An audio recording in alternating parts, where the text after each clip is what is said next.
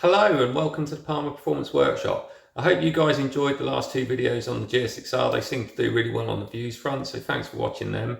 At the moment in the workshop, we've not really got anything that interesting going on. I've got another new R1 to build, which I'll show you in a minute, but obviously that was kind of the first big series we did on YouTube, so I don't really want to bore you again with the same content.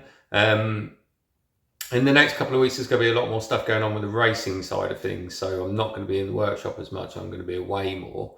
That may make editing footage and stuff more tricky, so I can't guarantee when I'll do uploads. But the plan is that the next sort of few videos will probably be more around the racing side of things.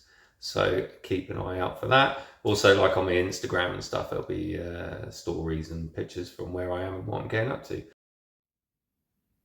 So here we go, another black brand new 2023 R1 to build. This one's not going to be as high spec as the last one, but it's still going to have some pretty nice trick bits on it. Again, this one's going to be used for Euro events mainly. And parts wise, we've got an RCS Masterton going on again. We've got another set of GP4RX calipers to go on. That is another set of the uprated discs to go with the calipers. Big lovely box of GB racing parts.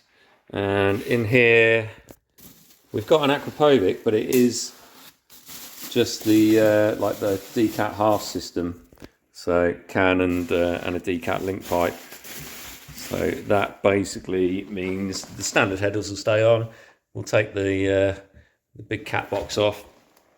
Standard silencer, get all the exhaust servo and everything out and disconnected as per, and get that on. ABS delete, of course. I've just ordered the Hell brake lines for that today. But some of the other components like suspension staying standard for the time being, a few other bits and pieces are staying standard. It's just going to get a sort of a good basic build, aside from the brakes, obviously they're quite trick, and then the customer will then upgrade it, as time goes on in the future. But like he said, and I do tend to agree, when you look at someone like Dean Ellison, he does rider training out at a lot of these Euro events and stuff. He actually uses a bog standard R1 exactly like we've got here for his training, and there's not many people that can keep up with Dean on a completely bog standard R1. So it goes to show how good the standard bike is, and that actually you don't always need to spend a whole load of money to make yourself go faster. You just need to spend it in the right areas. But what I have said, and what I'd still maintain, is the standard show of big piston forks are actually pretty good. I would say if you're going to upgrade anything suspension-wise, the first place to look at would be the rear shock, because they always tend to be a little bit soft and squidgy for the track. But yeah, there we go. That is that. Okay, so someone asked me how I strap bikes into my van. Now, I've actually got two wheel chocks, and those are dead handy things, and they're even handier if you actually fix them to the floor, because then that's kind of one more thing holding the bike in place. You don't have to worry about it sliding around. So I've got two of them which are bolted to a piece of ply, which is then screwed to the plywood floor in here. In other vans I've actually had them bolted through the floor, but with this particular van the fuel tank's under that area, so it's not something you can really do. And then you may or may not have seen something like this. All this is a bit of M10 bar with a couple of M10 eyelets on. Slide it through the swing arm spindle. Put the other end on it.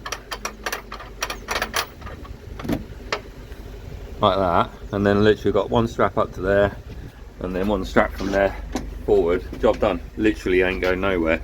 There is somebody I've seen on Facebook that sells these, but they're made out of M8 bar and they're quite flimsy. These things you can get from any good hardware store, M10 eyelets and M10 all thread. You can make that up yourself, no problem.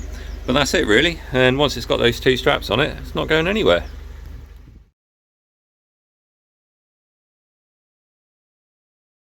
So I've been over to Track Electronics, caught up with John. He's just got his GPZ 750 turbo up and running, and as you can see here, he's been being a bit of a child and revving it up with no exhaust system on it. But it does sound pretty cool. We actually helped rebuild the top end on this for him. It's a pretty cool old school bit of kit. We've had a Triumph 675 in. That basically was a non-runner. It had a fuel pump issue. There was a dislodged O-ring in there, and it was absolutely full of grim, broken up bits of tank foam as well. We had an R1, a bit of an older one, but a regular customer, for a new clutch and a little upgrade with a barnet set up to replace a diaphragm spring. Then me and the family had a day out at Cadwell watching rally cars go the wrong way round the circuit, which is pretty cool really. Yeah, I love my car stuff, so that was good. And shortly after that we said goodbye to the Impreza and said hello to the new addition to the garage. And then back in the workshop we've had a ZX10 in for a few checks before a Euro event and some brand new TRW racing discs because one of them had a slight warp. This weekend just gone, we were at Donington for a 2-day PSB test which went really well, looking forward to more track time. Other than the bike and the racing stuff, you might have seen that on the header for the page, the Impreza has been replaced with a Renault Sport Megane. I know not all of you are into cars, but I am, so I'm going to talk about it. Yeah, basically I put a whole load of time and effort into the Impreza, like you might have seen on a couple of videos on the Impreza playlist.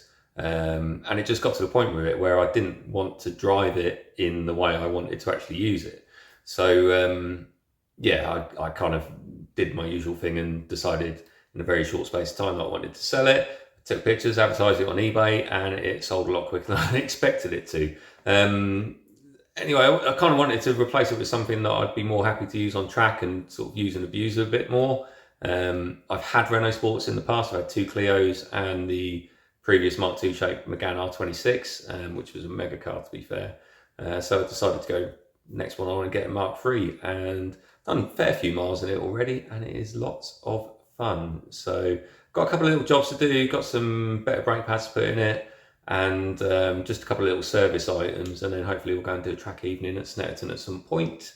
That will probably be after the TT and everything is done, because basically I've got the next 2 or 3 weeks at home, and then I'll go Alton BSB test, Alton BSB round 1, straight from Alton BSB round 1, well it's round 2 actually, straight from Alton BSB round 2 to the Northwest 200 with the Platinum Racing team with Dave Johnson, back from the Northwest 200 and then off to Donington BSB, then to the TT, then back from the TT to Nicholl BSB, and then sort of life gets somewhere near back to normal. So sometime after then we'll hopefully go and do a track evening, and we'll see if we can get some footage and stuff on that, which would be good.